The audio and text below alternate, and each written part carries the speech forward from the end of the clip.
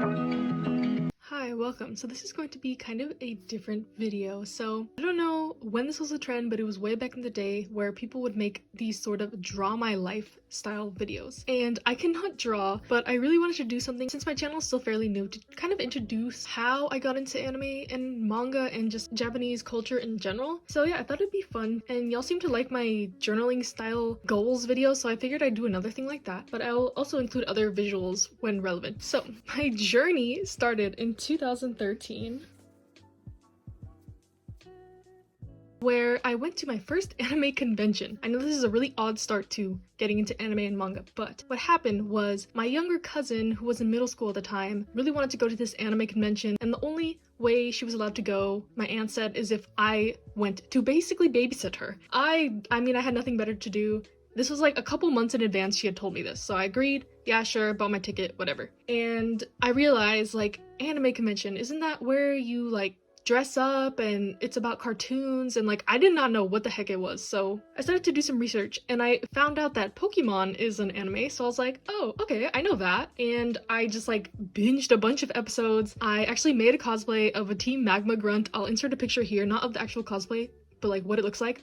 And yeah, I was all set, ready for my con. I actually have the original badge here that I have. It was called Annie Jam. It does not exist anymore, but yeah, this is so ancient, 2013, just on a little piece of paper. So yeah, I was excited, I was ready to go. I did not know what to expect. I had to chaperone my little cousin who was in middle school. So yeah, I went and, like, I had a great time. I loved it. I saw a lot of stuff I had never seen before, and that just prompted me to learn more when I got home. So, oh, this whole channel, everything to my cousin, Jenny, if you're watching this. I don't think she is, but if I hadn't gone to babysit my cousin at an anime convention, I would not be here. So from this point on, I started to get into all kinds of series. I think I had a Crunchyroll membership and I just watched pretty much anything that was on there. Also some stuff that was on Netflix, just your basic series. And then at this time, like, I told my best friend about this convention that I was going to, and she was like, wait a minute, you like anime? And I was like, not really. I'm, like, really new to it. And then she was the one who kind of was like, well, I like anime, so let's watch some stuff together, and here's what I like, and you might like it too. So yeah.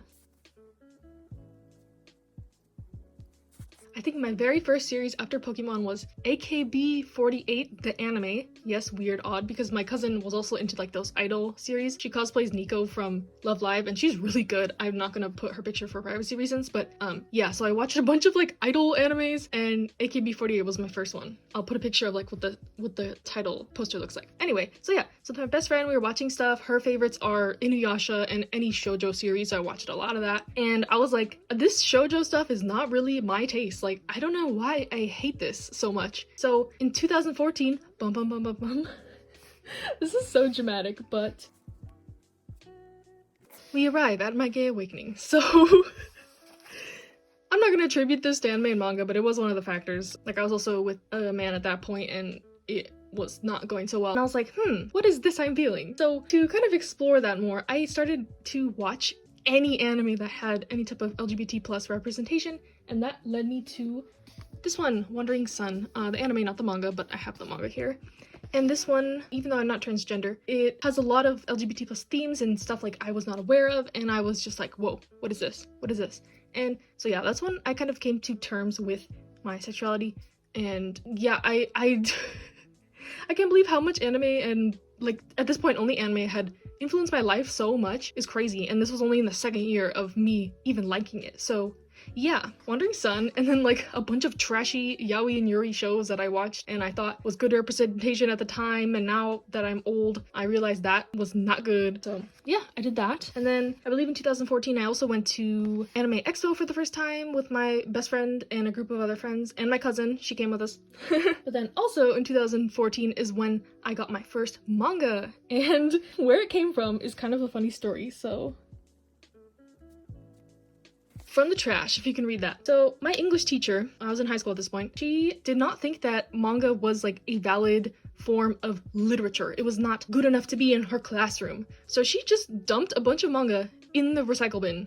And I was walking out of the classroom and I saw it and I was like, what is this? Like, this looks like Japanese, like, this looks like anime, like, what is this? So out of the trash, I fished out this, the first volume of the Pokemon Adventures manga. And of course I love Pokemon, so I was like, what is this? Like, what is this like story in pictures? And like, yeah, I did not know that anime was based off like a source material at this point. So when I found this, I was like super interested. I looked up what manga was, found out what it was like shook because my series that I thought were over had like continuations, etc. And yeah, so my English teacher that I hated also was the catalyst to my manga collection. I mean, I probably would have found it eventually, but this was the first manga I ever have and I still have it. It's old, it's yellow, it was from the trash, I don't know where it came from, but I will always keep it just as a memento. So yeah. From then on, I kind of got some random manga volumes of series I liked, just like whenever I found them, or if they had them at the thrift store, I picked up some weird series. I think I had one called like the girl and her dog or something. It was like some weird dark dojo series. And I had like Millennium Snow because it was like a vampire series and it reminded me of Twilight. Like I had all kinds of old weird shoujo titles from the thrift store.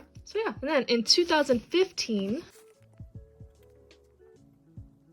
I created a Instagram for anime and manga. So I'm not sure exactly where I found this out, probably YouTube, but I saw people making AMVs, which is anime music video. And it's basically like a bunch of clips of anime and you edit it to music and whatever. If I can find one of my old ones, I'll put the example here. My strawberry kisses, I could fly through the wind.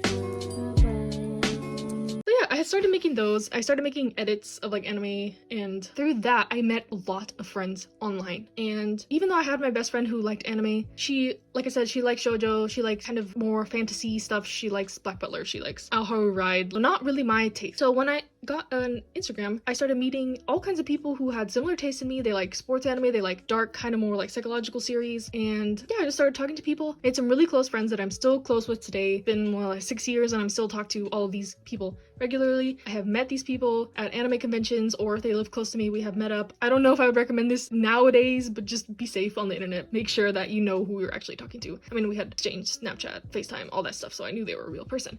But in hindsight, I probably would not have done that today. So yeah, in 2015, I met friends with similar interests, we became pen pals. I sharpened my editing abilities, if you will. And then in 2016, I went to more conventions. Here's one of my badges. I have the Anime Expo 2016 badge. And yeah, I just went to more conventions. I met more friends, watched more anime. I've seen so much anime. If you've seen my anime list tour, there's, I don't know, like 300 series on there. I've read like 300 manga series as well. So I was all in. I was all in the otaku life, or whatever you want to call it. Then 2017, ooh, this is the big one. This is my favorite probably of this list.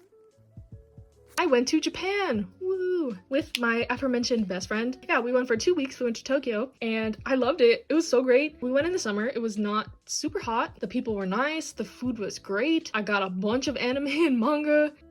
This was the latest volume of Haikyuu they had out when I went. Volume 26 with Miss Kyoko on the cover. And yeah, it was a great time. I could maybe make a video more about my experience in Japan, but given this was pretty old, it was like 4 years ago. But here's some pictures, maybe, if I find some. So yeah, that was a great time. Went to Japan, had fun. And then in 2018/2019, dun dun dun, this was the tragic years, y'all. So I'm just gonna dub it K-pop hell. So at this point, I was in college and I had a really judgmental roommate. I think I mentioned anime once and she was like, ew, those cartoons, like I can't believe you like that, those are for little kids. Given I did not like this roommate very much, I kind of hated her. So I repressed my weeb desires and I only talked to my online friends, but like I wasn't watching anime openly because like we shared the same room and she could see whatever I was doing because she was always there. But yeah, I kind of drifted away, which was really sad because I just gone to Japan. I was all hype, I was all happy, and yeah. And then at the end of 2018, I got a new roommate and she was really into Korean dramas and she did not care. She was like all open about it, very welcoming of any type of like subculture interest. So she got me into watching Korean dramas, and then from then on, I got into Korean R&B and then K-pop, and then it just was like a downward spiral from there. And I was invested in K-pop for about 3 years. I collected photo cards, I went to concerts, I bought albums. I was super invested in idols. Previously, I'd only been invested in like 2D media, not 3D people, which was really weird for me. Like I could not name the lead singer of my favorite Western bands, so it was just odd. It was an odd time. I still like K-pop, but I'm kind of straying more away from it now due to the questionable morality of some of the idols themselves and also the K-pop companies, which I've always known were shitty, to say the least, but like idols being exposed for unsavory things and illegal things as well in some cases. So that kind of opened my eyes and I was like, do I want to be giving my money to this? But it's also the same with anime and manga. I mean, there's been many mangakas who have been exposed for being terrible people or doing illegal things. So double-edged sword, but at least my characters can't disappoint me in the sense that my morals are in jeopardy. Like they can do some crappy stuff, but I know it's fiction, etc. So 2020, my favorite K-pop YouTuber, Nana's Dreams, she did a shoujo manga collection, and previously she had only done K-pop videos. She's an NCT fan, but I was like, wait, what? I didn't know the extent of the series that had been serialized, because like she had all kinds of series in her collection that I was like, wait, I watched those in 2015, now they have English manga, like what is happening? So from then on, I was like, whoa, wait. So yeah, I discovered MangaTube or whatever YouTube manga YouTubers, and then I just started buying all the series that I loved that I didn't know, because previously, like even though I did have a few volumes like this trash Pokemon and whatever, I was not an avid collector. I did not collect full series. I tended to read scans and stuff like that. So 2020 is when I seriously started collecting manga, and my collection grew exponentially. And when did I start this channel? September. I started this channel because I had always wanted to start a YouTube, especially when I started going into K-pop and collecting photo cards and etc. I'd always wanted to start a channel, but I was always, like I've said before in other videos, my anxiety is super bad, so I would just constantly be doubting myself, and I just didn't want to deal with it. But now that I'm in a slightly better headspace and emotional state, I figured I would give it a try, and here I am on YouTube now. And it's the beginning of 2021. Who knows what's going to happen this year? That's the thing with anime and manga. Like even if I do not collect manga physically, I'm still always going to love this medium. Like I've liked anime since 2013, which is not as long as some people have, especially since I didn't start from like early childhood watching like Dragon Ball and Sailor Moon and whatever. But I think this is a good chunk of my life, over 7 years, that I've been into this kind of Japanese culture, manga, anime, even just going so far as to go to Japan, saving all my coins to go there. And yeah, I hope you enjoyed this video. I know it's kind of a more chatty sit-down video. This is kind of a get to know me type of thing. I think I'll do a Q&A in the future if you want to know more about any of these things or anything about my life or my taste in manga, anime, K-pop, whatever. But this is just the starting point. Kind of, I should have done this maybe as an intro to my channel, but yeah, thank you for watching and bye.